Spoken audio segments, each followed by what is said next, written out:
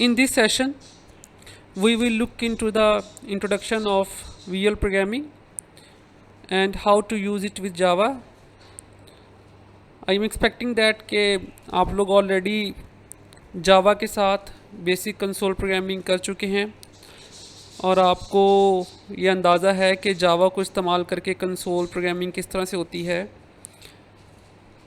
और इसके साथ साथ आपको बेसिक ऊप का भी कॉन्सेप्ट है, आपको उसकी बैकग्राउंड फ़िलासफ़ी भी पता है और आप उसको जावा में इस्तेमाल करना भी जानते हैं।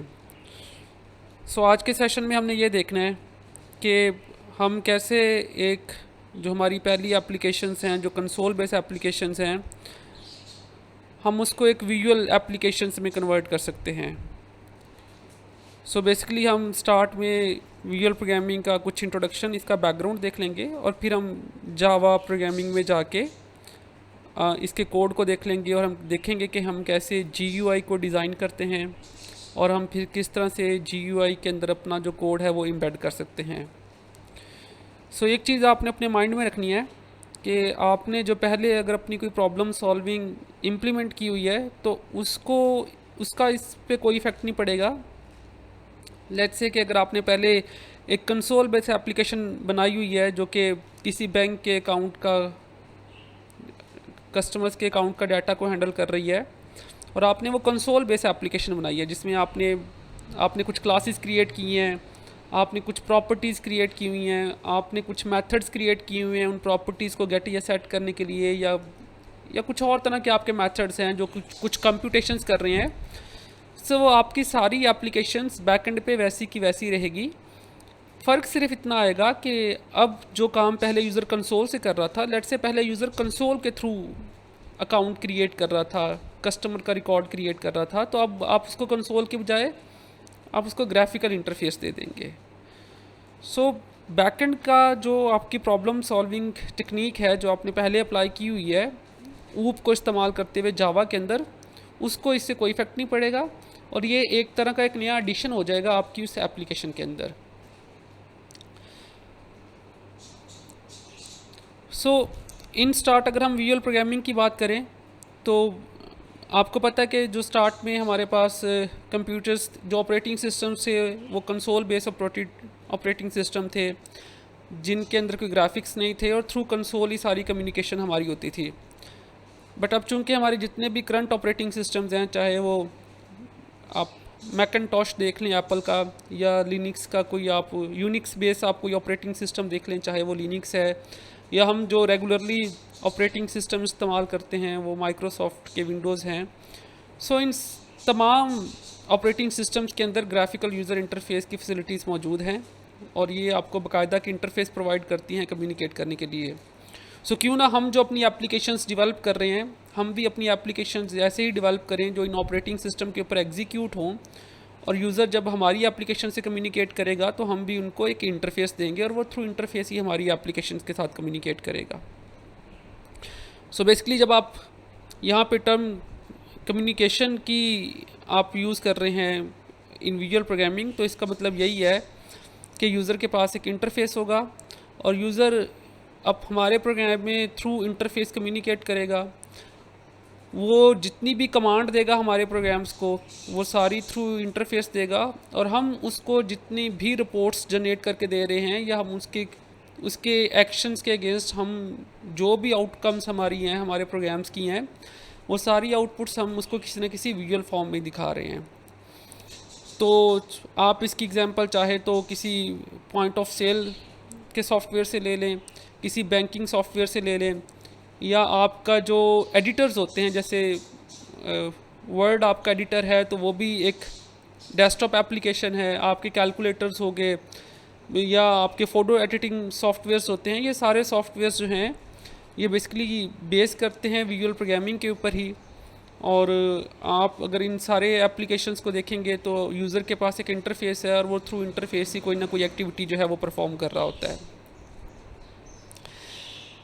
C# और जावा इन दोनों के अंदर ऑप्शंस मौजूद है विजुअल प्रोग्रामिंग का। तो C# के अंदर आपके पास विंडोज़ फॉर्म आ जाते हैं, आप उनको इस्तेमाल करके विजुअल प्रोग्रामिंग कर सकते हैं। आप ऐसी एप्लीकेशंस बना सकते हैं जिनका GUI होगा। और सिमिलरली जब हम बात करते हैं जावा की, तो जावा में भी इसकी लाइब्रेरीज़ और सपोर्ट मौजूद हैं जिनको इस्तेमाल करके हम ग्राफिकल बेस एप्लीकेशंस को डेवलप कर सकते हैं। सो अगर हम पर्टिकुलरली जावा की बात करें, तो जावा में अगर हमने विजुअल प्रोग्रामिंग करनी है तो उसके लिए हमारे पास लाइब्रेरीज़ की सपोर्ट्स मौजूद है, और उसके लिए हमारे पास दो लाइब्रेरीज़ बड़ी कॉमनली इस्तेमाल होती है। The first one is AWT है। ये थोड़ी आउटडेटेड हो गई है, ये काफ़ी पुरानी, या यूँ कह लें ये इनिशियल जो उन्होंने अपनी लाइब्रेरी दी थी हमें वो AWT थी। बट करंट जो लाइब्रेरी हमारे पास मौजूद है जिसको इस्तेमाल करके हम अपनी एप्लीकेशंस के लिए ग्राफिकल यूज़र इंटरफेस डिज़ाइन कर सकते हैं, वो हमारे पास स्विंग लाइब्रेरीज़ हैं। तो जिस तरह से आप बाकी पैकेजेस को इंपोर्ट करते हैं, तो लिहाजा आप जब इस पैकेज को इस्तेमाल करेंगे तो आप इस पैकेज को भी इंपोर्ट करेंगे। javax.swing लाइब्रेरी है, ये आपको इंपोर्ट करनी पड़ेगी। और जब आप ये इंपोर्ट कर लेंगे तो आपको आपके जितने भी GUI के बेसिक कंपोनेंट्स होते हैं वो सारे कंपोनेंट्स आपको वहाँ से बने बनाए मिल जाएंगे। तो so by doing very less code आप बहुत ज़्यादा फंक्शनैलिटीज़ हम देखेंगे कि हम यूज़ कर रहे होंगे, और हमारा कोड खुद ब खुद पीछे जनरेट हो रहा होगा, हमें कोड लिखने की ज़रूरत नहीं पड़ेगी ज़्यादा। अच्छा, कुछ की कॉन्सेप्ट हैं जो आपने हमेशा माइंड में रखने हैं जब भी हम विजुअल प्रोग्रामिंग की बात करते हैं, चाहे वो आप C# में कर रहे हैं या आप जावा में कर रहे हैं। सो दोनों में ये की कॉन्सेप्ट हमारे सेम ही रहते हैं। सो जब हम विजुअल प्रोग्रामिंग करेंगे तो एक तो हमारी वो प्रॉब्लम सॉल्विंग है बैकएंड के ऊपर, जिसमें हम किसी एम्प्लॉय का पेरोल सिस्टम बना रहे हैं, हम किसी स्कूल का इंफॉर्मेशन मैनेजमेंट सिस्टम बना रहे हैं, हम व्हाटएवर हमारी एप्लीकेशन, हम किसी बैंकिंग सेक्टर का सॉफ्टवेयर बना रहे हैं, तो वो सारी एप्लीकेशन हमारी बैकएंड पे वैसी की वैसी रहेगी। लेकिन जब हम ग्राफिकल यूज़र इंटरफेस इंट्रोड्यूस करवाएंगे तो कुछ नए कॉन्सेप्ट और कुछ नए कंपोनेंट्स हमारे सामने आ जाएंगे जो हमें लाजमी पता होने चाहिए। सो सबसे पहला जो हमारा कंपोनेंट्स है वो हमारे कंट्रोल्स हैं। सो डेफिनेटली अब हमने इनपुट और आउटपुट के लिए हमने कंसोल इस्तेमाल नहीं करना, तो फिर हमारे पास ऑल्टरनेटिव क्या है, हम क्या चीज़ इस्तेमाल करेंगे, हम कुछ ग्राफिकली टूल्स इस्तेमाल करेंगे, और वो ग्राफिकल टूल्स जितने भी हैं वो सारे हमारे कंबाइनिंगली कंट्रोल्स कहलाते हैं। सो हम ये कंट्रोल्स खुद भी बना सकते हैं उन लाइब्रेरीज़ को इस्तेमाल करके। जैसे हमारे पास स्विंग की लाइब्रेरी है तो हम उसको इस्तेमाल करके डिफरेंट कंट्रोल्स बना सकते हैं, हम जो हमें चाहिए होगा। बना तो नहीं सकते, बेसिकली वो बने हुए उसमें मौजूद हैं, हम उनको यूज़ कर सकते हैं। और उसको यूज़ करने के हम देखेंगे आगे जाके हमारे पास दो मेथड्स हैं। एक तो ये है कि आप उसको जस्ट ड्रैग ड्रॉप कर ले, और दूसरा ये है कि आप by using a single line आप उसको क्रिएट करते जाएं। जैसे कि मैंने आगे मेंशन भी किया हुआ कि ये कंट्रोल्स आपके ऑब्जेक्ट्स होंगे। सो ऑब्जेक्ट्स कहाँ से आते हैं? ऑब्जेक्ट क्लासेस से आती हैं। सो इसका मतलब ये है कि स्विंग लाइब्रेरी के अंदर हमारे कंट्रोल्स की क्लासेस मौजूद हैं, और उन क्लासेस को इस्तेमाल करके हम अपने ऑब्जेक्ट्स क्रिएट करेंगे, और हमारा हर ऑब्जेक्ट जो है वो एक कंट्रोल होगा। कंट्रोल से यहाँ से क्या मुराद है? जैसे कि एक कंट्रोल एक टेक्स्ट बॉक्स हो सकता है, एक कंट्रोल जो है वो एक लेबल हो सकता है, एक कंट्रोल जो है वो एक बटन हो सकता है, एक कंट्रोल जो है वो कोई आउटपुट दिखाने के लिए कोई एक ग्रिड व्यू हो सकता है। सो ये कंट्रोल्स सारे वो कंपोनेंट्स हैं जिनके ज़रिए यूज़र से हम या तो इनपुट लेंगे या यूज़र को हम आउटपुट देंगे। तो वो हर कंपोनेंट जो कि इस पर्पज़ के लिए इस्तेमाल होगा हम उसे कंट्रोल कहेंगे, और कंट्रोल्स बेसिकली हमारे ऑब्जेक्ट्स होंगे। अब अगर ये ऑब्जेक्ट्स होंगे तो आपको पता है कि ऑब्जेक्ट्स के साथ फिर दो चीज़ें और अटैच होती हैं, एक उसकी प्रॉपर्टीज़ होती हैं और एक उसकी मेथड्स होते हैं। सो जब हम इन कंट्रोल्स को ड्रैग ड्रॉप कर लेंगे या हम इनको क्रिएट कर लेंगे बाय सम मैकेनिज़्म, तो फिर नेक्स्ट स्टेप में हमारे पास इन कंट्रोल्स की कुछ प्रॉपर्टीज़ मौजूद होंगी। हम उन प्रॉपर्टीज़ को भी चेंज कर सकते हैं। जैसे कि अगर आपने एक टेक्स्ट बॉक्स प्लेस किया है, एक कंट्रोल आपने टेक्स्ट बॉक्स प्लेस किया है, तो उसकी प्रॉपर्टी है उसका साइज़। तो आप उसका साइज़ चेंज कर सकते हैं कि वो किस साइज़ में यूज़र को नज़र आना चाहिए, या आप उसका कलर चेंज कर सकते हैं, या उसके अंदर जो टेक्स्ट लिखा हुआ आ रहा है आप उसका फ़ॉन्ट स्टाइलिंग कर सकते हैं। इसी तरह अगर एक बटन है तो आप बटन के साथ आप अगर उसका कलर चेंज कर रहे हैं, उसकी प्रॉपर्टीज़ कहलाती हैं ये, या आप उसका फ़ॉन्ट साइज़ चेंज कर रहे हैं, तो ये सारी उसकी प्रॉपर्टीज़ हैं जो बेसिकली उसकी अपीयरेंस को डिफ़ाइन कर रही हैं। सिमिलरली कंट्रोल्स के साथ कुछ मेथड्स भी होते हैं, जैसे कि किसी कंट्रोल का एक मेथड हाइड या शो हो सकता है, जिससे वो कंट्रोल किसी ख़ास जगह से हाइड हो जाएगा या वहाँ पे वो शो हो जाएगा, या आप उसकी पोजीशन चेंज कर रहे हैं। सो काइंड ऑफ जितने भी कंट्रोल्स होते हैं, हर कंट्रोल्स के साथ कुछ प्रॉपर्टीज़ अटैच होती हैं और कुछ उसके मेथड्स अटैच होते हैं, और डेफिनेटली ये हमें बनी बनाई क्लासेस की फॉर्म में मिलेंगे।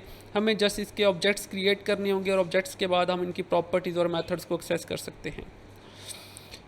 इसके अलावा दो कॉन्सेप्ट्स और हैं जो बड़े इंपॉर्टेंट हैं और ये भी रिलेट करते हैं कंट्रोल्स के साथ ही। उनमें एक कंपोनेंट हमारा इवेंट या एक्शन है, और फिर इससे रेलिवेंट एक हमारे पास इवेंट हैंडलर या फिर एक्शन लिसनर है।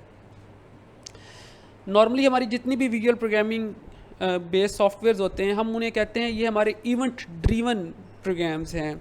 यानी यूज़र कोई इवेंट परफॉर्म करेगा और उस इवेंट के अगेंस्ट हमें वो एप्लीकेशन कुछ ना कुछ रिस्पॉन्ड करेगी। जैसे कि अगर आप एग्जांपल ले लें कि आप यूट्यूब के ऊपर कोई वीडियो सर्च कर रहे हैं, तो डेफिनेटली आप यूट्यूब की सर्च बार में जाके उस वीडियो का टेक्स्ट टाइप करेंगे या उससे रेलिवेंट कुछ कीवर्ड्स आप टाइप करेंगे और फिर आप सर्च के बटन पे क्लिक करेंगे। ये जो आपने सर्च के बटन पे क्लिक किया है, ये एक्चुअली में आपने एक इवेंट परफॉर्म किया या फिर आपने एक एक्शन परफॉर्म किया है। और जब आपने ये एक्शन परफॉर्म किया है तो पीछे कोई कोड एग्जीक्यूट हुआ है जिसने आपके इस एक्शन को हैंडल किया है, और वो कोड क्या होगा, वो आपके रेलिवेंट वीडियोस को सर्च करके ला के आपको स्क्रीन पे दिखाएगा। तो जो एक्शन आपने परफॉर्म किया है उस कंट्रोल के ऊपर, अब वो कंट्रोल कौन सा था, बटन, आपने उसके ऊपर एक्शन क्या परफॉर्म किया, आपने उसके ऊपर क्लिक किया है। उसके पीछे जो कोड चला है बेसिकली वो आपका इवेंट हैंडलर था, और उस इवेंट हैंडलर में ये कोड किया हुआ था कि जब यूज़र यहाँ पे सर्च पे क्लिक करेगा तो ये वाला कोड एग्जीक्यूट होगा जिसमें यूज़र्स की हमने क्यूरी लेनी है और उस क्यूरी के अगेंस्ट हमने उसको ये कंटेंट सर्च करके देना है। सो बेसिकली ये 5 कंपोनेंट्स हैं। इन 5 कंपोनेंट्स को अब हम इस्तेमाल करेंगे। हम अपने कंट्रोल्स को प्लेस करेंगे एज़ पर रिक्वायरमेंट्स, हम उनकी प्रॉपर्टीज़ को सेट करेंगे, हम देखेंगे कि कौन से मेथड्स हमने यूज़ करने हैं जब हमें रिक्वायर्ड्स होंगे, और फिर हम देखेंगे कि क्या क्या इवेंट्स हैं जिनके अगेंस्ट हमने कोई कोड एग्जीक्यूट करवाना है, तो हम उन इवेंट्स को डिफ़ाइन करेंगे और उन इवेंट्स के अगेंस्ट फिर हमारा इवेंट हैंडलर होगा जिसमें हमारा कोड एग्जीक्यूट हो रहा होगा।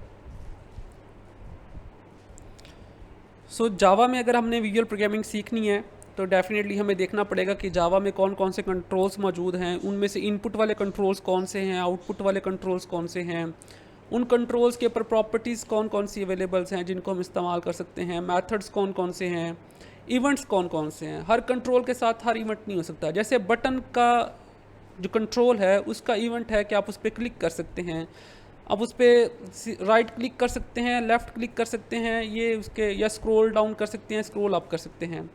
इसी तरह अगर आप टेक्स्ट बॉक्स की बात करते हैं तो उसके ऊपर नॉर्मली आप टेक्स्ट बॉक्स के अंदर कंटेंट राइट करते हैं तो की प्रेस का कोई इवेंट हो सकता है जो कीबोर्ड से प्रेस हो रही है, की रिलीज़ का कोई इवेंट हो सकता है, टेक्स्ट बॉक्स चेंज का कोई इवेंट हो सकता है जब टेक्स्ट बॉक्स की वैल्यू चेंज हो रही है और आप उसके अगेंस्ट बैकएंड पे कोई कोड एग्जीक्यूट करना चाहते हैं। सो लेट्स से, अब मैं अगर इसकी एग्जांपल लूँ इन अ नटशेल, तो लेट्स से अगर हमने पहले एक क्लास क्रिएट की हुई है जिसमें हम अपने करंट अकाउंट यूज़र का रिकॉर्ड मेंटेन कर रहे थे और हम उसकी इनपुट कंसोल से ले रहे थे, तो अब हम उसकी इनपुट कंट्रोल से लेंगे। सो हमारे कंट्रोल्स होंगे, कंट्रोल्स में हमारे पास कोई फॉर्म होगा, फॉर्म के ऊपर हमारे कुछ बटन्स लगे हुए होंगे, कुछ टेक्स्ट बॉक्सेस लगे हुए होंगे, कुछ लेबल्स लगे होंगे। दैट से हमने कहा कि यूज़र का अकाउंट नंबर इनपुट करने के लिए हमने एक टेक्स्ट बॉक्स दे दिया, फिर उसका कॉन्टैक्ट डिटेल्स के लिए, फिर उसके इनिशियल बैलेंस के लिए। तो इस तरह हमने मल्टीपल टेक्स्ट बॉक्सेस लगा लिए और फिर हमने एक एंड पे बटन लगा दिया क्रिएट अकाउंट का। सो जब उस क्रिएट अकाउंट पे क्लिक होगा तो यूज़र एक इवेंट परफॉर्म कर रहा है और फिर बैक एंड पे हमारा कोई कोड लिखा हुआ होगा जो वहाँ से फॉर्म से सारा डाटा रिसीव करेगा और उस डाटा को कहीं ना कहीं जाके सेव कर लेगा। और ये सारी एक्टिविटी कहाँ पे हो रही होगी, हमारे पास इवेंट हैंडलर के अंदर हो रही होगी।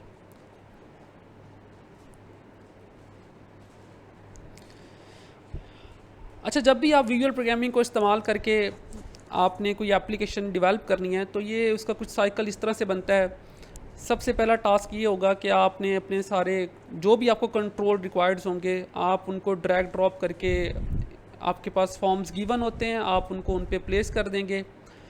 उसके बाद आपने अपने कंट्रोल को, अगर उनकी कोई प्रॉपर्टीज़ चेंज करनी है, उनकी कोई डिज़ाइनिंग करनी है, आपने उनकी अपीयरेंस को बेहतर बनाना है, तो आप उनकी प्रॉपर्टीज़ चेंज करके उनकी अपीयरेंस को इम्प्रूव कर सकते हैं। जब आपके सारे कंट्रोल फाइनलाइज हो जाते हैं और आपकी एप्लीकेशन के अकॉर्डिंग आपने अपने फॉर्म डिज़ाइन कर लिए होते हैं, तो फिर आप इवेंट्स क्रिएट करते हैं। जैसे आपने किसी बटन के अगेंस्ट कोई इवेंट रखना है तो आपने वो इवेंट क्रिएट किया, और फिर जब आपने इवेंट क्रिएट किया तो फिर लास्टली आप क्या करते हैं, अपने उन इवेंट्स को जाके बैक एंड कोड में हैंडल करते हैं। सो एक्चुअली जो आपकी कोड की स्टेज है वो आपकी लास्ट वाली है। तो पहली जो 3 स्टेजेस हैं आपकी, इसके लिए आपको कोई कोड नहीं करना पड़ता, ये सारा कोड आप एग्जाम्प्ट कर सकते हैं। ऑल दो कि इसका कोड भी आप खुद लिख सकते हैं, बट नॉर्मली हम इनको एग्जाम्प्ट करते हैं। सो हमने जो एक्चुअली कोड करना होता है वो हमने सिर्फ इवेंट हैंडलिंग पे करना होता है। सो नॉर्मली ये किसी भी एप्लीकेशन को डेवलप करने का एक साइकिल है कि पहले हम उसका फ्रंट एंड डिज़ाइन कर लेते हैं, फिर हम उसके इवेंट्स डिफ़ाइन कर लेते हैं, एंड देन फिर हम उसके कोड विंडो में जाके उसकी कोडिंग कर लेते हैं। सो अगर हम कुछ बेसिक कंट्रोल्स की बात करें तो वैसे तो जावा में हम अभी जाके देखेंगे कि बहुत सारे कंट्रोल्स अवेलेबल हैं, लेकिन उनमें से कुछ कॉमन कंट्रोल्स ऐसे हैं जो कि ऑलमोस्ट सारी एप्लीकेशंस में आपके पास इस्तेमाल होते हैं, तो मैं चाहता हूं कि आपको इनका लाजमी पता हो। तो सबसे पहला जो कंट्रोल है ये आपका जे फ्रेम कंट्रोल है, और ये जे फ्रेम आपका वो कंट्रोल है जो आप हर हाल में इस्तेमाल करेंगे। बाकी सारे कंट्रोल्स ऑप्शनल हैं, आप चाहें उसको इस्तेमाल करें या ना करें, लेकिन जे फ्रेम बेसिकली आपका एक मेन फॉर्म होता है जिस फॉर्म के ऊपर आपके बाकी सारे कंट्रोल्स आके प्लेस होते हैं। सो इट्स समथिंग लाइक ये आपके पास एक इस तरह का कंटेनर होगा, और उस कंटेनर के ऊपर ये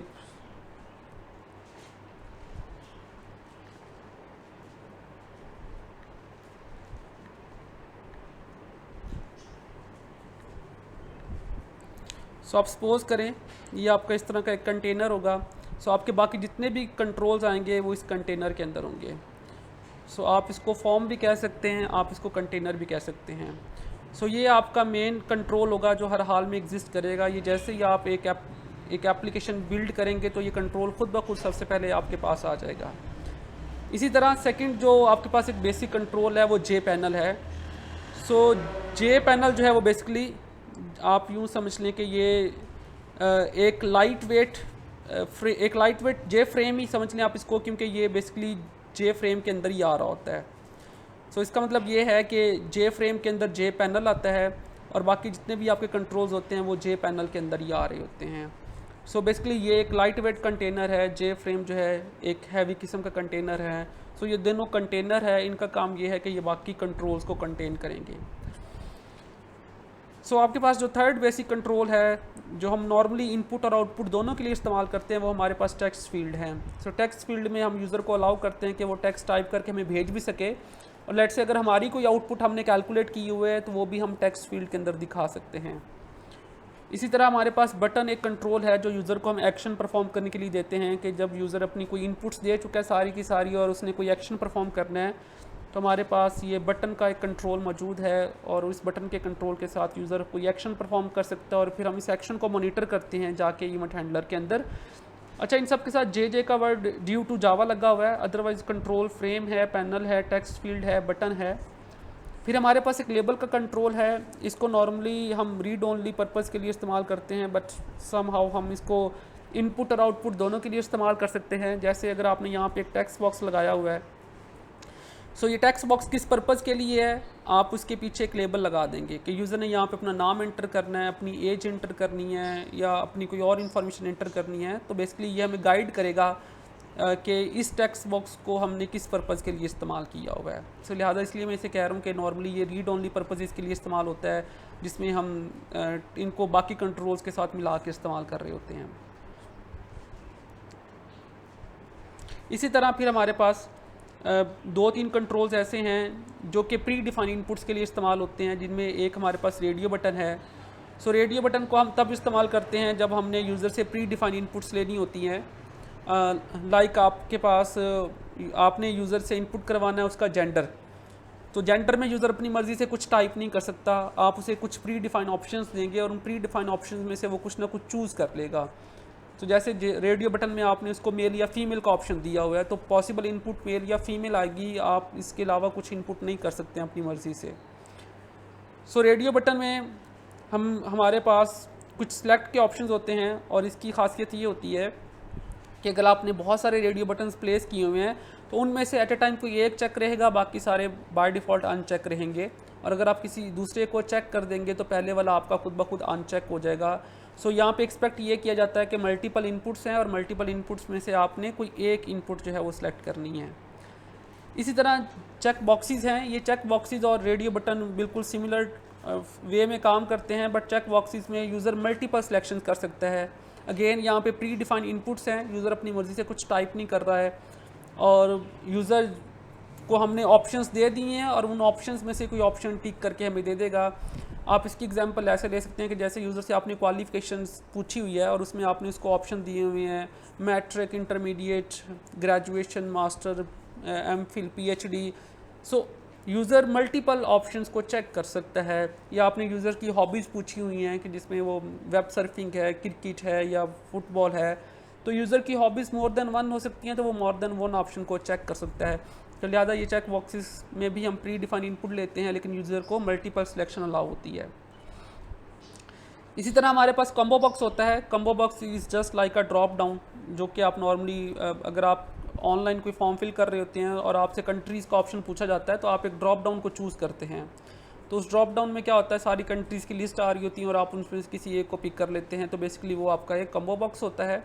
और अगर आपने इस तरह की इनपुट लेनी है, यहाँ पे यूज़र से अगेन ये आपके पास जो है ये प्री डिफाइंड इनपुट्स हैं, आपने पहले से एक लिस्ट बनाई हुई है और यूज़र उन लिस्ट में से कोई ऑप्शन जो है वो चूज़ कर लेगा।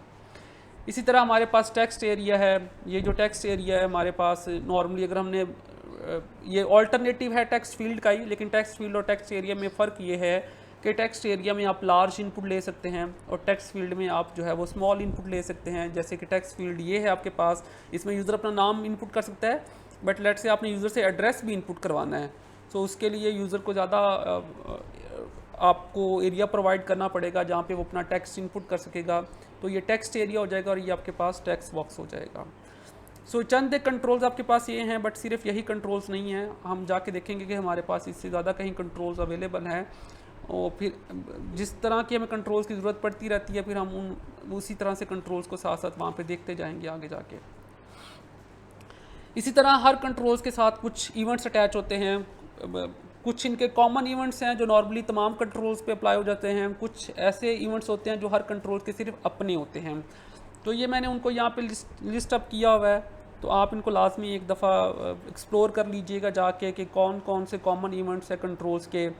जैसे कि मैंने आपको एग्जांपल दिया है कि आप बटन को क्लिक कर सकते हैं, टेक्स्ट बॉक्स के अंदर जो है वो आप टेक्स्ट राइट कर सकते हैं, चेक बॉक्सेस को आप चेक या अनचेक कर सकते हैं। तो ये हर एक्टिविटी जो आप परफॉर्म कर रहे हैं, ये हर एक्टिविटी एक इवेंट है। इवन ये देखिए, ये जो मैं माउस को यहाँ पे मूव कर रहा हूँ ये भी मेरा एक इवेंट है। तो इस इवेंट को मॉनिटर करके भी पीछे एक कोड एग्जीक्यूट किया जा सकता है।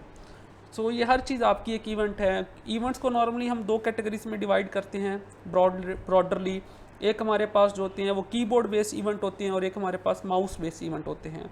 बिकॉज हम एक्सपेक्ट कर रहे हैं कि हमारे पास जो इवेंट्स परफॉर्म होने हैं वो इन दो कंट्रोल्स के थ्रू ही इवेंट्स परफॉर्म होने हैं, और आगे फिर कीबोर्ड के बहुत सारे इवेंट्स हैं और आगे फिर माउस के भी बहुत सारे इवेंट्स हमारे पास आ जाते हैं।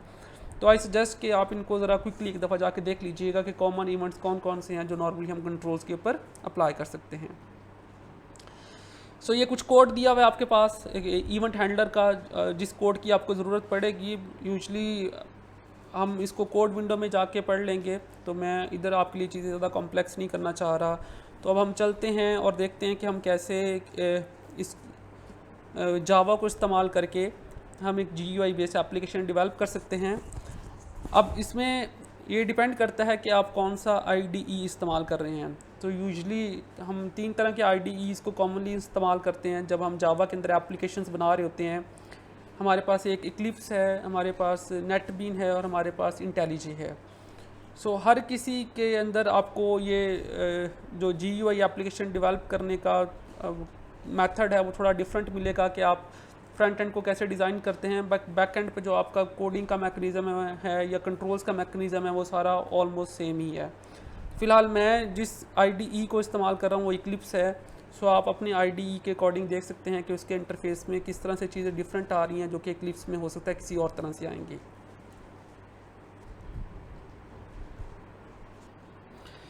सो सबसे पहले अगर आपने इक्लिप्स इंस्टॉल किया हुआ है तो इसके लिए आपको इसका एक पैकेज भी इंस्टॉल करना पड़ेगा अगर आपने इसके पर विजुअल प्रोग्रामिंग करनी है।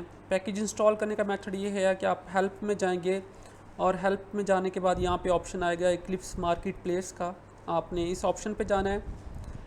इंटरनेट से आपने कनेक्टेड होना है, अदरवाइज़ आपको ये मार्केट प्लेस की एक्सेस नहीं होगी। सो यहाँ से पे जाके इसके बहुत सारे पैकेजेस हैं जो आप इंस्टॉल कर सकते हैं, बट फॉर नाउ हमें जिस पैकेज की ज़रूरत है, अगर हमने ग्राफिकल बेस इंटरफेस यहाँ पे डेवलप करना है, तो वो विंडो बिल्डर है। इसी तरह अगर आप इंटेलिजे में करते हैं काम या फिर आप नेटबीन में कर रहे हैं, तो नेटबीन में तो बाय डिफ़ॉल्ट ही GUI जो होता है वो इंटीग्रेटेड होता है, तो आपको कुछ एक्स्ट्रा इंस्टॉल करने की ज़रूरत नहीं पड़ती है। और इंटेलिजे में भी जाके आप देख सकते हैं कि उसके अंदर क्या मैकेनिज़्म है। ऑल राइट, सो यहाँ पे सर्च का ऑप्शन है, यहाँ पे आपने सर्च करना है विंडो बिल्डर।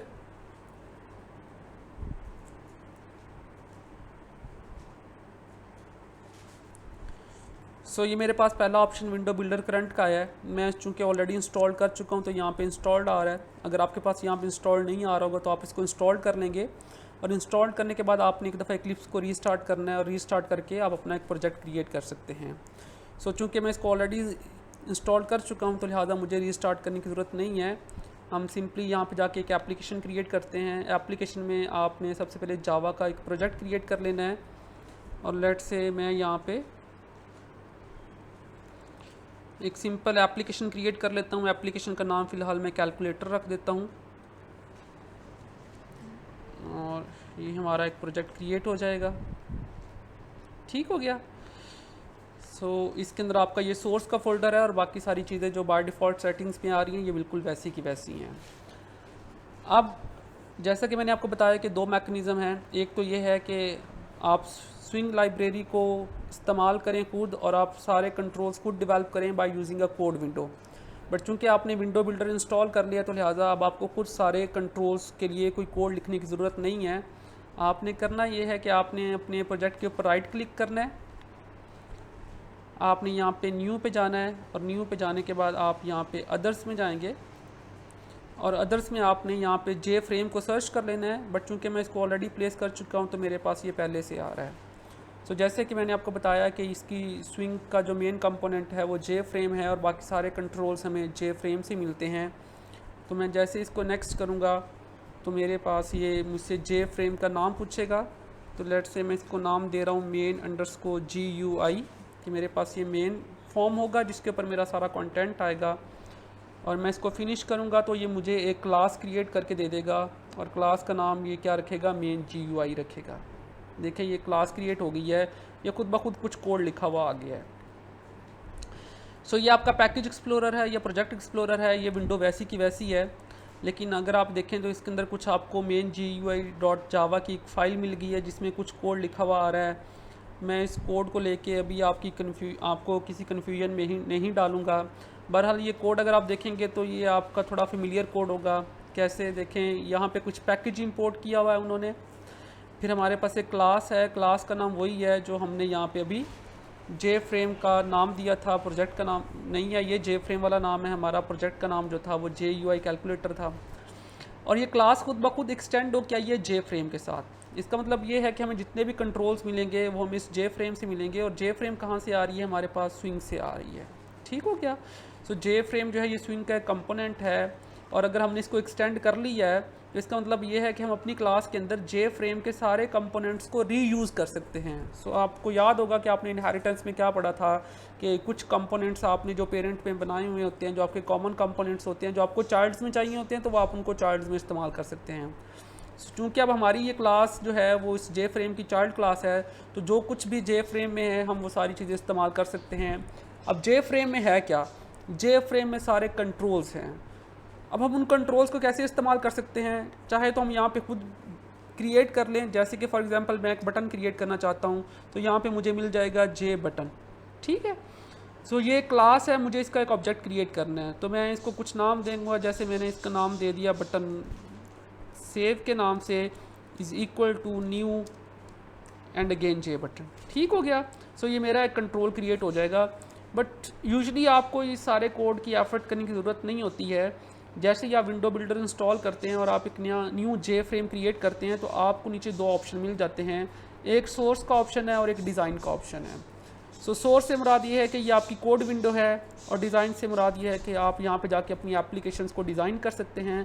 सो लिहाजा विदाउट वेस्टिंग अ टाइम हम यहाँ पे फ़िलहाल डिज़ाइन विंडो में जाते हैं, और डिज़ाइन विंडो में जाके देखते हैं कि हमारे पास क्या क्या ऑप्शंस मौजूद हैं। जैसे ही हम डिज़ाइन विंडो में जाएंगे तो हमारे इंटरफेस में कुछ चेंजेस आ जाएंगी, और वो चेंजेस कुछ इस तरह से हैं कि आप देखें यहाँ पे ये आपको एक वर्क एरिया मिल गया है जिसके अंदर एक जे फ्रेम ऑलरेडी प्लेस है। सो ये जो फॉर्म है ये बेसिकली आपका एक जे फ्रेम है।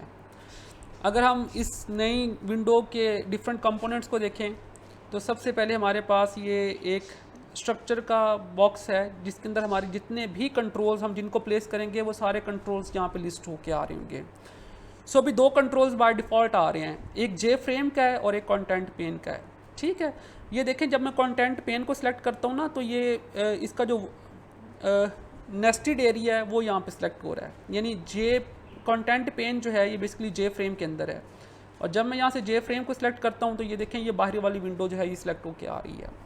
सो दैट मीन क्या हम जितने भी अपने कंट्रोल्स प्लेस करेंगे वो सारे के सारे इस कंटेंट पेन के अंदर जाके प्लेस करेंगे, और ये हायरार्की ऐसे ही बनती जाएगी यहाँ पे नीचे। सो जो अगर आप मेरे माउस की पोजीशन को देखें तो वो सारे कंट्रोल्स हमें यहाँ पे नज़र आते जाएंगे, उनका हमें हायरार्की पता चलती जाएगी कि कौन सा कंट्रोल किस कंट्रोल के अंदर पड़ा हुआ है। सो हम उनको और कितने कंट्रोल्स पड़े हुए हैं वो सारे हम यहाँ से भी देख सकते हैं, और बाकायदा में वो अपनी डिज़ाइन विंडो के ऊपर भी नज़र आते रहेंगे। सेकेंडली आपके पास यहाँ पे एक पैलेट बॉक्स है पूरा, और इस पैलेट बॉक्स के अंदर आपके सारे कंट्रोल्स पड़े हुए हैं, और इसमें वैसे बहुत सारे कंट्रोल्स हैं, बट अगर हम कुछ बेसिक कंट्रोल्स की बात करें तो यहाँ पे एक सेक्शन है फर्दर कंपोनेंट्स का। तो कंपोनेंट्स में देखें यहाँ पे ये लेबल पड़ा हुआ है, ये टेक्स्ट फील्ड है, कम्बो बॉक्स है, बटन है, चेक बॉक्स है, रेडियो बटन है, एंड मैनी मोर। ठीक हो गया। तो ये वो कंट्रोल्स हैं जिनको आप यहाँ पे ड्रैग ड्रॉप कर सकते हैं। कुछ कंट्रोल्स ऐसे होते हैं जो कि ड्रैग ड्रॉप नहीं होते, बट आप उनको बैकएंड पे जाके इस्तेमाल कर सकते हैं, तो वो भी यहाँ पे मौजूद हैं आपके पास। कुछ लेआउट से रेलिवेंट हैं वो भी यहाँ पड़े हुए हैं। सो ये देखिए ये सारे कंपोनेंट्स यहाँ पड़े हुए हैं। ठीक है, सो लेट्स से अभी हम सिंपलेस्ट लेवल पे देखा जाए तो लेट्स से कि हम अभी एक बटन का जो है वो कंट्रोल हम चाह रहे हैं कि हमने इसको इस्तेमाल करना है, तो मैं यहाँ से इसको सिलेक्ट करूँगा और फिर मैं यहाँ उसको कहीं पे ड्रैग कर दूँगा। ठीक हो गया। सो देखें ये एक बटन का कंट्रोल मेरे पास आ चुका है, और इसके लिए मुझे कोई कोड करने की ज़रूरत नहीं पड़ी है।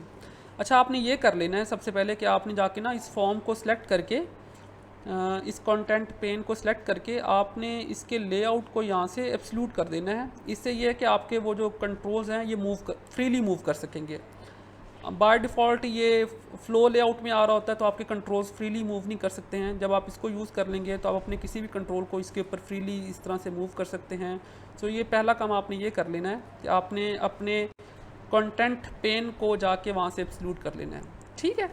सो अब ये मेरा यहाँ पे एक बटन का कंट्रोल आ चुका है, और मैं ये जब मैं इसको चेंज कर रहा हूँ यहाँ पे जाके इसका साइज़, तो इसकी प्रॉपर्टीज़ चेंज हो रही हैं।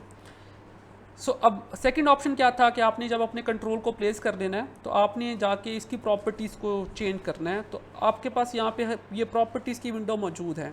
आप जिस कंट्रोल को सिलेक्ट करेंगे उसकी प्रॉपर्टीज़ यहाँ पे आ जाएंगी। जैसे कि मैंने अभी कंटेंट पेन को सिलेक्ट किया हुआ है तो कंटेंट पेन की प्रॉपर्टीज़ हैं, और जैसे मैं यहाँ पे बटन को सिलेक्ट करूँगा तो यहाँ पे बटन की प्रॉपर्टीज़ आ जाएंगी। सो लेट्स से मुझे कंटेंट पेन का कलर चेंज करना है, तो मैं यहाँ पे जाऊँगा और यहाँ पे कुछ इसका बैकग्राउंड कलर का ऑप्शन है मेरे पास, देखें। सो लेट्स से कि हम ठीक हो गया। सो ये कोई प्रॉपर्टी चेंज होगी, यहाँ पे प्रॉपर्टीज़ अपीयरेंस कोई चेंज कर रही है। इसी तरह ये बटन है और हमने एक बटन के ऊपर जो टेक्स्ट लिखा हुआ है हमने इस टेक्स्ट को हमने चेंज करना है। तो नीचे टेक्स्ट की प्रॉपर्टी है, इसके ऊपर न्यू लिखा हुआ है, तो हम इसका टेक्स्ट चेंज कर देते हैं क्लिक मी के साथ। ठीक है, अब इसके ऊपर क्या लिखा हुआ आ रहा है, क्लिक मी लिखा हुआ आ रहा है। और इसी तरह इसकी और भी प्रॉपर्टीज़ हैं, जैसे कि लेट्स से अगर हमने इसका फ़ॉन्ट चेंज करना है तो यहाँ पे इसकी फ़ॉन्ट की प्रॉपर्टी है। तो लेट्स से हम इसके फ़ॉन्ट का साइज़ बढ़ा के जो है वो 22 कर देते हैं, बोल्ड कर देते हैं। तो ये देखें ये इसका जो फ़ॉन्ट का साइज़ है वो चेंज हो चुका है। ठीक हो गया। अच्छा, तो यहाँ पे ये बहुत सारी प्रॉपर्टीज़ हैं जो कि जिनको आप इस्तेमाल करेंगे, बट यहाँ पे जो एक चीज़ इम्पॉर्टेंट है हर कंट्रोल की वो उसका वेरिएबल है। ये वेरिएबल से मुराद ये है कि आपके इस ऑब्जेक्ट का नाम क्या है। और जब आप कोड विंडो में जाएंगे तो आप अपने हर कंट्रोल को इस्तेमाल करेंगे बाय यूजिंग वेरिएबल नेम, उस ऑब्जेक्ट का जो भी नाम होगा आप उसके नाम से इसको एक्सेस करेंगे, क्योंकि आपके ऑब्जेक्ट इसी नाम से क्रिएट हो रहे हैं। सो आप इस नाम को चेंज भी कर सकते हैं। जैसे ये मेरा बटन है तो मैं इसको नाम दे रहा हूँ BTN, और फिर मैं इसको क्लिक का नाम दे रहा हूँ। ठीक है, तो अभी मेरे पास कोई कॉन्टेक्स्ट नहीं है कि मैं इस बटन को क्यों लगा रहा हूँ। सो बहरहाल मैंने इसका नाम चेंज कर दिया BTN_क्लिक के साथ। तो जैसे मैं इस पर क्लिक करूँगा तो देखें यहाँ पे ऊपर भी चेंज हो गया। सो BTN क्लिक है और इसके ऊपर टेक्स्ट क्या लिखा हुआ रहा है, क्लिक मी। सो अब ये हायरार्की क्या बन रही है, जे फ्रेम है, जे फ्रेम के अंदर कंटेंट पेन है, और कंटेंट पेन के अंदर मेरे पास एक बटन लगा हुआ है, उस बटन का नाम बटन क्लिक है और इसका टेक्स्ट क्लिक मी है। आपने एक चीज़ ख्याल करनी है कि ये आपने वेरिएबल के नाम, आपका ये आइडेंटिफायर है, तो आपने इसके ऊपर रूल्स लाजमी अप्लाई करने हैं। स्पेस इस्तेमाल नहीं करेंगे आप, अंडरस्कोर इस्तेमाल कर सकते हैं, और इंटीजर से स्टार्ट नहीं हो सकता ये। तो जैसे वेरिएबल नाम के रूल्स होते हैं वो नाम आपने यहाँ पे भी अप्लाई करने हैं। ठीक हो गया। सो अब नेक्स्ट क्या रह गया, लेट्स से अब हमने नेक्स्ट एक इवेंट जनरेट करना है। इवेंट ये है कि मैं चाहता हूँ कि जब यहाँ इस बटन पे क्लिक हो तो समथिंग वुड बी हैपन, कुछ पीछे कोड चले और वो कोड कुछ ना कुछ करे। सो अब हमें इसका एक इवेंट जनरेट करना है कि जब हम इस कोड पे क्लिक करेंगे तो कोई ना कोई पीछे एक्टिविटी परफॉर्म होनी है या हमने करवानी है। फॉर नाउ अगर हम इसको रन करें तो देखेंगे कि इसको रन करने के ऊपर ये हमारे पास एज इट इज़ बन के आ जाएगा। ये मेरे पास कंट्रोल बन के आ गया, बट इसके क्लिक करने के ऊपर कोई भी चेंज नहीं हो रहा, क्योंकि हमने ना कोई इवेंट डिफ़ाइन किया है और ना उस इवेंट का पीछे कोई इवेंट हैंडलर जो है वो काम कर रहा है। सो अब हमने इवेंट कैसे जनरेट करने हैं और उसका इवेंट हैंडलर क्या होगा। सो लेट्स से मैंने इस बटन का क्लिक का इवेंट जनरेट करना है, तो एक तो सिंपल मेथड ये है कि आप इस पर डबल क्लिक कर दें। तो जैसे ही आप इस पर डबल क्लिक करेंगे तो इसका इवेंट खुद ब खुद क्लिक का जनरेट हो जाएगा, और वो कोड आपके पास ये आ गया है। आपने फ़िलहाल इस कोड को समझने की कोशिश नहीं करनी है, क्योंकि इटसेल्फ ये आपको काफ़ी कॉम्प्लिकेट कर देगा। आपको ये समझना है कि ये आपका इवेंट हैंडलर है, और कहीं ना कहीं आपको इसमें जाके वो कोड करना है जो आप एक्शन परफॉर्म करना चाहते हैं उस बटन के क्लिक के ऊपर। सो ये आपका वो फंक्शन है बेसिकली, जिस फंक्शन के अंदर आपने कोड करना है। तो मैं यहाँ पे कमेंट कर रहा हूँ, add your event handler code here. ठीक हो गया। सो बेसिकली बटन क्लिक आपके बटन का नाम है, ये उसका कोई आगे मेथड कॉल हुआ है ऐड एक्शन लिसनर का, उसके अंदर एक नया एक्शन परफॉर्म किया गया है जो कि एक ऑब्जेक्ट है, और उस ऑब्जेक्ट के अंदर एक नया मेथड है which is public void add action perform, और फिर इसके अंदर एक और ऑब्जेक्ट पास किया गया है एक्शन इवेंट ई का। लिहाजा इसलिए मैं कह रहा हूँ कि आपने इसको लेके फ़िलहाल कंफ्यूज नहीं होना, आपने ये देखना है कि आपने इसको इस्तेमाल कैसे करना है। ठीक हो गया।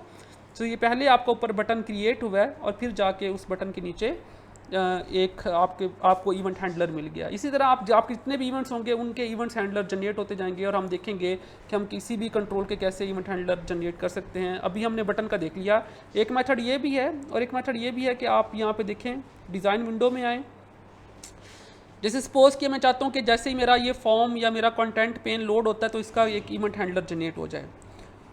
तो यहाँ पे हमने राइट क्लिक किया इसके ऊपर, ये ऐड इवेंट हैंडलर है। ये देखें यहाँ पे ये बहुत सारे इवेंट हैं, ये फोकस का है, ये हायरार्की का है, ये की का है, ये माउस का है कि जब इसके ऊपर माउस क्लिक करेगा, ठीक है, ये माउस मोशन का है कि अगर आप इसके ऊपर माउस मूव करेंगे तो पीछे आपने कोई कलर चेंज करना है आपने तो आप चेंज कर सकते हैं।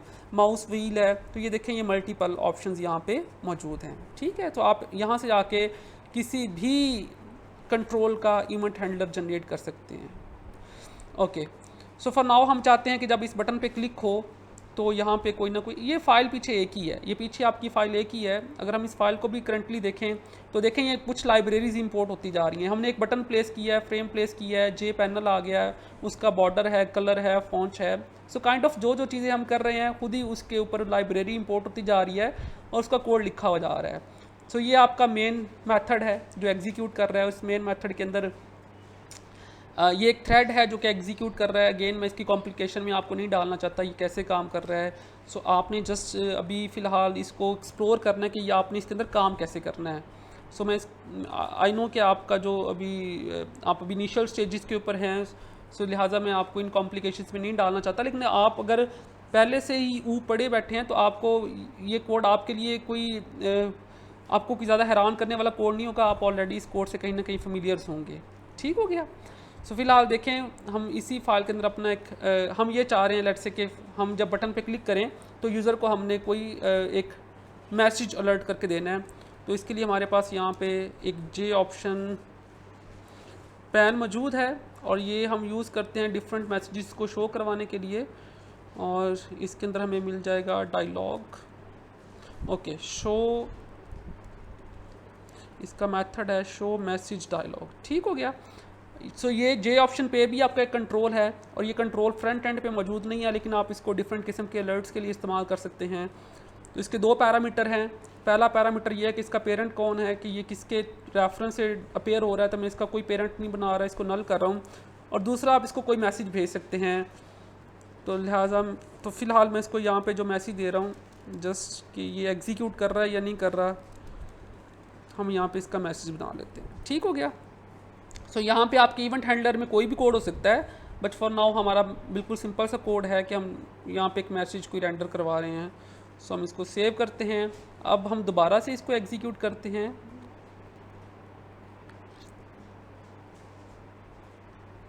ठीक है, अब हम देखेंगे अगर क्लिक करते हैं तो पीछे एक इवेंट एग्जीक्यूट हुआ है और देखें उसने हमें एक मैसेज डायलॉग यहाँ पे अपीयर करवा दी है।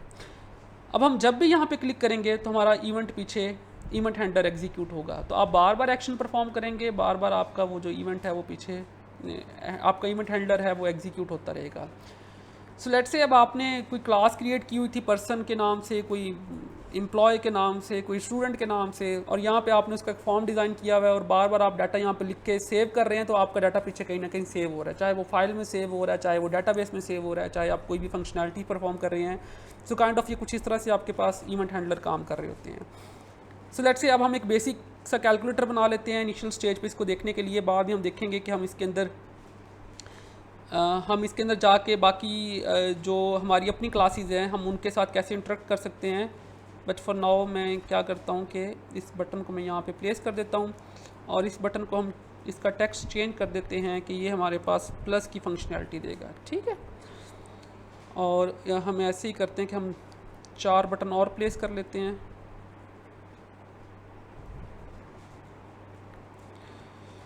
ये बटन हो जाएगा मेरे पास, ये फंक्शनैलिटी माइनस हो जाएगा। ये मैं इसका टेक्स्ट चेंज कर रहा हूँ फ़िलहाल। ऑलराइट, सो ये मेरे पास हो जाएगा मल्टीप्लाई का।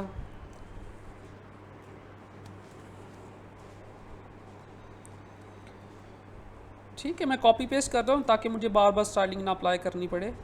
तो ये कॉपी पेस्ट भी हो जाते हैं और ये मेरे पास डिवाइड का हो जाएगा। और अब इनपुट्स के लिए हम क्या इस्तेमाल कर सकते हैं इसमें, लेट्स से इनपुट्स के लिए हमारे पास टेक्स्ट फील्ड्स हैं। तो ये पहली टेक्स्ट फील्ड हमारे पास आ गई है।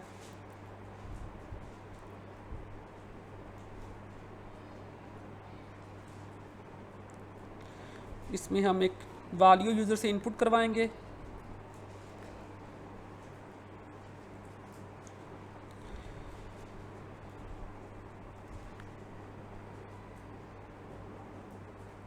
और मैं एक और प्लेस कर देता हूँ सेम साइज़ की। इसमें हम यूज़र से एक और वैल्यू इनपुट करवाएंगे और एक और प्लेस कर देते हैं हम इसमें यूज़र को रिज़ल्ट दिखा देंगे। ठीक है, सो यूज़र को हम यहाँ पे लेबल्स भी दे देते हैं।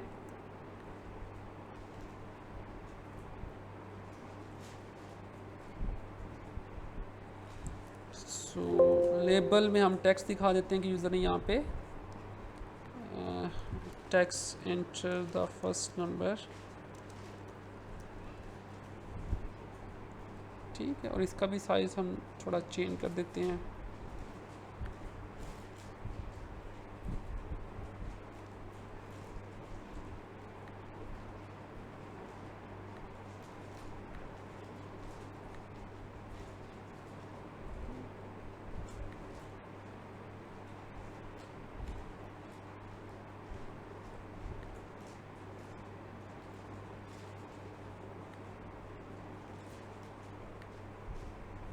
ऑलराइट, सो इसको कॉपी करके हम पेस्ट कर दिया और इसका टेक्स्ट चेंज कर देते हैं एंटर द।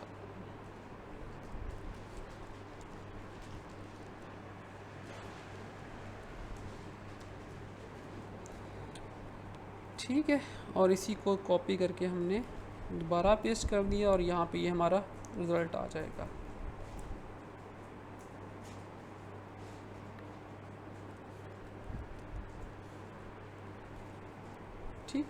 सो अब देखें कि ऊपर ये आपके पास सारी डिटेल्स यहाँ पे आ रही हैं, ठीक है। अब हमने इस टेक्स्ट बॉक्सेस के नाम भी इस तरह से सेट करनी है कि हम इनको आइडेंटिफाई कर सकें कि ये कौन सा टेक्स्ट बॉक्स है। तो ये पहला टेक्स्ट बॉक्स है, तो मैं इसको यहाँ पे इसको मैं नाम दे रहा हूँ टेक्स्ट बॉक्स _1 का, ठीक है, फॉर फर्स्ट नेम, ताकि इसी नाम से इसको कोड विंडो में जाके एक्सेस करूँगा। मैंने इससे वैल्यूज़ वहाँ पे इनपुट करवानी है। तो ये दूसरा टेक्स्ट बॉक्स है, तो इसको मैं नाम दे रहा हूँ टेक्स्ट बॉक्स _2 का। तो ये इनपुट का हो जाएगा, और ये आउटपुट का टेक्स्ट बॉक्स 3 हो जाएगा मेरे पास, टेक्स्ट बॉक्स 3, ठीक है। सो ये पहला बटन है, इसका नाम हम यहाँ पे बटन प्लस कर देते हैं या बटन ऐड। दूसरे बटन का नाम हम बटन सब्ट्रैक्ट कर देते हैं, SUB। तीसरे बटन का नाम हम कर देते हैं बटन मल्टीप्लाई, MUL कर देते हैं। और लास्ट बटन का हम नाम कर देते हैं डिवाइड। सो ये मैंने इसका नाम डिवाइड कर दिया, ओके। सो अब हमने 4 इवेंट्स जनरेट करने हैं, और जब ये इवेंट परफॉर्म होगा तो प्लस का ऑपरेशन है, ये इवेंट परफॉर्म होगा तो माइनस का, मल्टीप्लाई का एंड डिवाइड का। सो सबसे पहले हमने ये इवेंट परफॉर्म करना है, तो इस पर डबल क्लिक करना है। इसका इवेंट हम ऑलरेडी परफॉर्म कर चुके हैं, हम इसके कोड को यहाँ से चेंज कर देते हैं। और हमने अब यहाँ पे लेट्स से मैं इसको चेंज नहीं करता, मैं इसको कमेंट कर देता हूँ। सो हमने पहले यहाँ पे इनपुट लेनी है, 2 नंबर्स हमने इनपुट करवाने हैं, और वो इनपुट अब टेक्स्ट बॉक्स से आएगी, कंसोल से नहीं आएगी।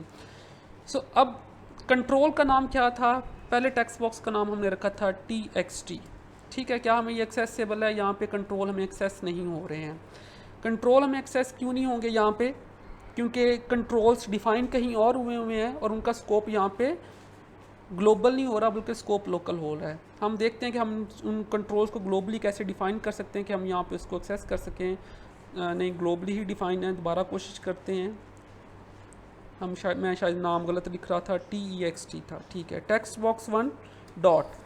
अब हमने उसके अंदर जो टेक्स्ट टाइप किया गया है, हमने वो टेक्स्ट गेट करना है। अब ये कंट्रोल है, एक ऑब्जेक्ट है, तो कोई मेथड होगा जो हमें उसका टेक्स्ट गेट करके देगा, ठीक है। तो जैसे कि हम वहाँ पे अपने गेट सेट के मेथड बनाते हैं, अब यहाँ पे हमें इसके गेट के मेथड मिल जाएंगे। देखिए ये बहुत सारे गेट के मेथड पड़े हुए हैं। आपने इसकी एक्स की पोजीशन गेट करनी है, वाई की पोजीशन गेट करनी है, आपने इसका बैकग्राउंड गेट करना है, बॉर्डर गेट करना है, ठीक है, आपने इसका टेक्स्ट गेट करना है। ये सारे मेथड यहाँ पे पड़े हुए हैं। सो फिलहाल हमें जिस मेथड की ज़रूरत है वो हमने इसका टेक्स्ट गेट करना है। ये देखिए, ये पहला मेथड गेट टेक्स्ट आपके पास ये पड़ा हुआ है। इस मेथड को यूज़ करेंगे, ये टेक्स्ट बॉक्स में जो भी टेक्स्ट टाइप होगा ये आपको गेट करके दे देगा। तो अब ये गेट टेक्स्ट का मेथड बना हुआ है इस क्लास के अंदर, जो हमारी जहाँ से हमने ये टेक्स्ट बॉक्स क्रिएट किया है, और हमने इसको गेट करके किसी वेरिएबल में स्टोर करना है। सो लेट से ये हमारा वेरिएबल A है, या हमारा एक वेरिएबल है विच इज़ फर्स्ट नंबर, हमने इसमें स्टोर करना है। सो ये इसमें फ़िलहाल स्टोर नहीं कर पाएगा, क्योंकि यहाँ पे जो वैल्यूज़ आप गेट कर रहे हैं वो वैल्यू आपके पास स्ट्रिंग की है, और आप जहाँ स्टोर कर रहे हैं वो आपके पास एक इंटीजर नंबर है। तो आपको इसको टाइप कास्ट करना पड़ेगा। तो इसको टाइप कास्ट करने के मल्टीपल मेथड्स हैं, but I think simplest method जो है वो स्ट्रिंग के लिए ये इस्तेमाल नहीं हो सकता। इसके लिए मेथड है स्ट्रिंग टू इंट का, शायद कोशिश करते हैं स्ट्रिंग टू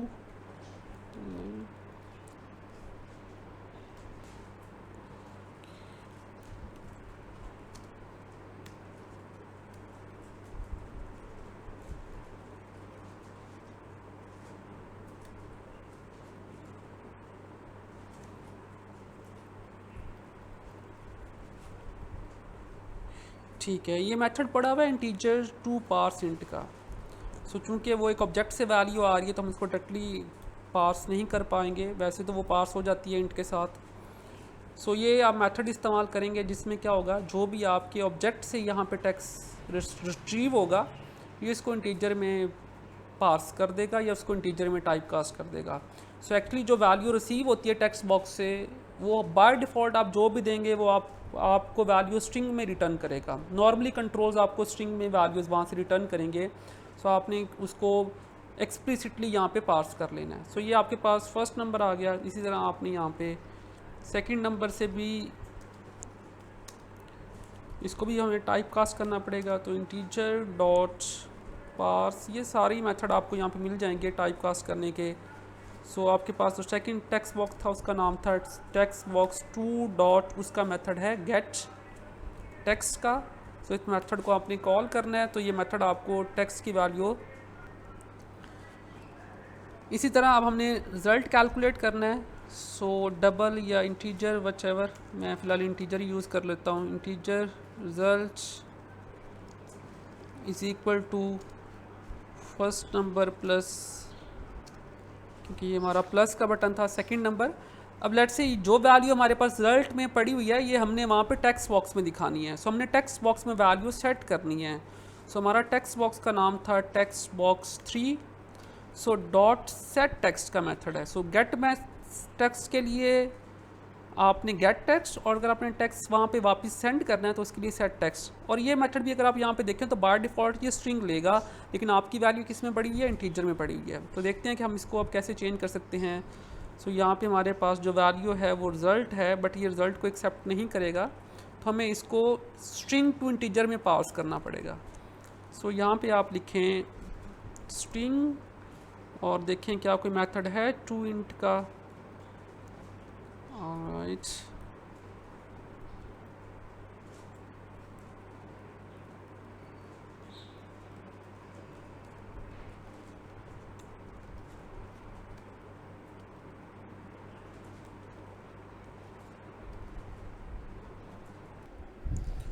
स्ट्रिंग का हमारे पास जो मेथड है वो है स्ट्रिंग डॉट वैल्यू ऑफ। ठीक है। सो ये किसी भी डेटा टाइप को स्ट्रिंग में कन्वर्ट कर देगा। हम इसको यहाँ पे इस्तेमाल कर लेते हैं स्ट्रिंग डॉट। इसका आपको ख्याल करना पड़ेगा कि आप जो वैल्यू भेज रहे हैं वो किस फॉर्मेट में, और आगे एक्सेप्ट किस फॉर्मेट में होती है, आप रिसीव किस फॉर्मेट में कर रहे हैं, और वहाँ से आ किस फॉर्मेट में नहीं है। तो ये आपको इसकी टाइप कास्टिंग के ऊपर यहाँ पे केयरफुली ध्यान देना होगा। बट मेजॉरिटी ऑफ का जो कंट्रोल्स हैं वो स्ट्रिंग में वैल्यूज़ भेजते हैं और स्ट्रिंग में ही रिसीव करते हैं। तो आपको ये वैल्यू कन्वर्जन यहाँ पे लाजमी आने चाहिए। सो कोई ये इतनी मुश्किल बात नहीं है। जैसे ये देखें, ये इंटीजर डॉट पार्स इंट है, ये फ्लोट और डबल भी कुछ ऐसे ही होगा। सो ये डबल डॉट ये भी सिमिलरली काम कर जाएगा आपके पास। ठीक है, डबल डॉट पार्स डबल है। बाकी बेसिक डाटा टाइप सारी इसी तरह से टाइप कास्ट हो जाएंगी, बट जहाँ पे ये आपके पास स्ट्रिंग है तो वो स्ट्रिंग के लिए आपको एक डिफरेंट मेथड इस्तेमाल करना पड़ेगा, चूँकि ये क्लास है। तो स्ट्रिंग के लिए जो मेथड है वैल्यू ऑफ का, और आप इसको वो वैल्यू बताएंगे जिस वैल्यू को आपने कन्वर्ट करना है, तो ये आपको स्ट्रिंग में कन्वर्ट होकर मिल जाएगी, चाहे ये जिस मर्जी फॉर्मेट में थी पहले। अब हम इस कोड को फ़िलहाल रन करते हैं और देखते हैं क्या प्लस की फंक्शनैलिटी परफॉर्म हो रही है हमारे पास। सो यहाँ पे हम एक वैल्यू 1 एंटर कर देते हैं और वैल्यू 2 एंटर की, प्लस देखिए हमारे पास यहाँ पे प्लस होके आंसर मिल गया है। ठीक है। अब लेट्स से कि हमें माइनस की फंक्शनैलिटी परफॉर्म करनी है, तो अब वो आसान है कि हम सेम कोड कॉपी पेस्ट कर देंगे। बस वापस डिज़ाइन पे चलते हैं। माइनस का इवेंट हैंडलर जनरेट किया हमने यहाँ पे। सो ये यहाँ पे फ़िलहाल एम्प्टी है, हम वही कोड यहाँ पे कॉपी पेस्ट कर देते हैं और यहाँ पे प्लस को हमने चेंज कर दिया माइनस के साथ।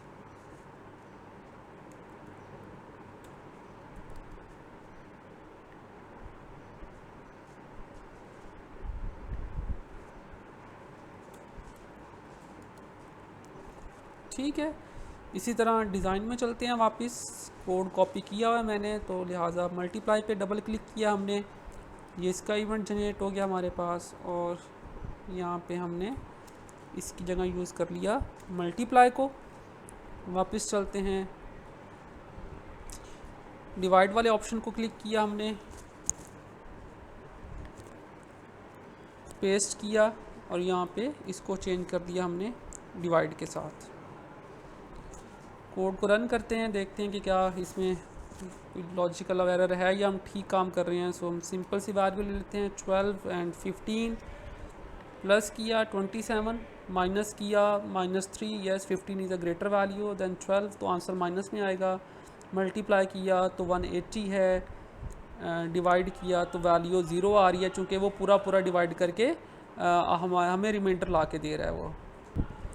सो डिवाइड में चूँकि वो इंटीजर डिवीजन इस्तेमाल कर रहा है, तो लिहाजा इसलिए वो आंसर में पूरा ला के दे रहा है, तो लिहाजा हम यहाँ पे डबल इस्तेमाल कर लेते हैं और यहाँ पे भी हम इसको डबल इस्तेमाल कर लेते हैं। ये function double dot parse double हो जाएगा, और ये भी डबल हो जाएगा। इस इंट को भी चेंज कर देते हैं डबल में। एप्लीकेशन को क्लोज़ कर देते हैं, दोबारा एग्जीक्यूट करनी पड़ेगी हमें। ऑलराइट, सेव करते हैं, दोबारा रन करते हैं हम।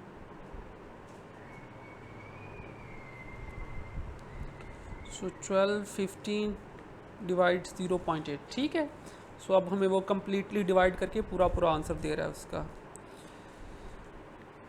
सो इस तरह करके आप देखें तो काम वही है कि आपने कंट्रोल को ड्रैग ड्रॉप करना है, आपने प्रॉपर्टी सेट करनी है, आपने इवेंट्स डिफ़ाइन किए हैं और आपने उनका इवेंट हैंडलर में जाके कोड कर दिया है। सो यूजली आपकी पहले वाली क्लासेस सारी बनी हुई होंगी। फॉर एग्जांपल मैंने यहाँ पे ये GUI कैलकुलेटर नहीं था, बल्कि मेरे पास यहाँ पे क्लास थी। क्लास का नाम जो था वो लेट्स से क्लास का नाम एम्प्लॉय था, या क्लास का नाम स्टूडेंट था मेरे पास यहाँ पे, और मैंने स्टूडेंट की यहाँ पे कुछ प्रॉपर्टीज़ डिफ़ाइन की हुई थी, और इसकी मैं फ़िलहाल प्रॉपर्टीज़ पब्लिक में डिफ़ाइन कर रहा हूँ। तो एक स्टूडेंट का नेम था और एक स्टूडेंट की एज थी, ठीक है। और अब हम ये चाह रहे हैं कि हम ये जो हमारे जितने भी ऑब्जेक्ट्स क्रिएट होंगे वो थ्रू GUI क्रिएट होंगे। सो लेट्स से कि अब मेरे पास वो जो दो टेक्स्ट बॉक्सेस हैं वहाँ से मेरे पास नाम आएगा और एज आएगा, और मैंने इसको सेव करना है कहीं पे। तो मैं मेन GUI में जाऊँगा, देखें यहाँ पे। सो लेट्स से ये कि मेरे पास ये जो पहला बटन है ये प्लस का है, और मैं प्लस के कोड को चेंज कर रहा हूँ कि या हम एक और बटन वहाँ पे प्लेस कर लेते हैं। आप जितने मर्ज़ी फॉर्म चाहें प्लेस कर सकते हैं। जैसे अगर आपके पास दो तरह के क्लाइंट्स हैं, एक करंट अकाउंट वाला है और एक आपके पास फ़िक्स डिपॉजिट वाले हैं, तो आप उनके लिए दो डिफरेंट फॉर्म यहाँ पे डिज़ाइन कर सकते हैं। आप जितने जे फ्रेम चाहें यहाँ पे प्लेस कर सकते हैं, आपको उतने जे फ्रेम यहाँ पे मिल जाएंगे, और हर जे फ्रेम एक सेपरेट फॉर्म होगा। हाँ, अलबत्ता एट ए टाइम कोई एक फॉर्म आपके पास एक्टिव रहेगा। हम इसको भी कहीं नेक्स्ट लेक्चर में देख लेंगे, अभी हमारे पास टाइम है। बट फॉर नाउ हम इसी एक फॉर्म के ऊपर ये काम करके देख लेते हैं कि हम इसके ऊपर एक और बटन प्लेस कर देते हैं, और हम चाहते हैं कि जब इस बटन के ऊपर क्लिक होगा, जब इस बटन के ऊपर क्लिक होगा तो हमारा ऑब्जेक्ट का जो डाटा है वो कहीं ना कहीं हम सेव कर रहे हैं। तो हम इसी पे इसका इवेंट जनरेट कर लेते हैं लेट्स से। और अब हमारे पास क्लास कौन सी है, क्लास स्टूडेंट है। सो स्टूडेंट टाइप का हमने एक ऑब्जेक्ट क्रिएट करना है जो कि यहाँ पे क्रिएट हो जाएगा, s = न्यू स्टूडेंट, ठीक है। और आप आपने उसका नाम स्टोर करना है और आपको वैल्यू टेक्स्ट बॉक्स से मिलेगी। तो आप यहाँ पे क्या यूज़ करेंगे, टेक्स्ट बॉक्स 1.get टेक्स्ट, ठीक है। सो टेक्स्ट बॉक्स 1 से जो भी आपको टेक्स्ट मिलेगा वो आपने कहाँ पे स्टोर कर दिया, आपने स्टूडेंट के नाम में स्टोर कर दिया। इस तरह स्टूडेंट्स की आपने एज सेट करनी है, तो s.age = text box 2.get alright text. Again ये आपको मिलेगा। सो हमें इसको इंटीजर में पास करना पड़ेगा।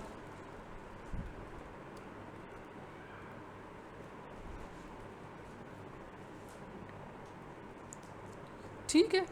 लेट्स से हमने लास्ट टाइम देखा था कि हम कैसे एक ऑब्जेक्ट को सेव करने का यहाँ पे मेथड बना सकते हैं जो फाइल में जाके हमारा ऑब्जेक्ट सेव करेगा। सो हमने यहाँ पे एक मेथड पूरा डिज़ाइन किया हुआ है which is might be something like that, कि वो हमारे ऑब्जेक्ट को सेव करता है,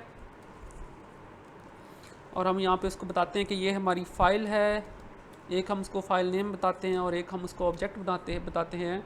सो अगर अब हमारे पास वहाँ पे वो मेथड होता तो हम उस मेथड को कॉल करते। लेट्स से क्लास के नाम के साथ वो कॉल होना था, तो वो स्टूडेंट डॉट सेव ऑब्जेक्ट का कोई मेथड है, और हम उसको बता रहे हैं कि हमारे पास जो फाइल है वो student.scr की है और ऑब्जेक्ट का नाम s है, ठीक है।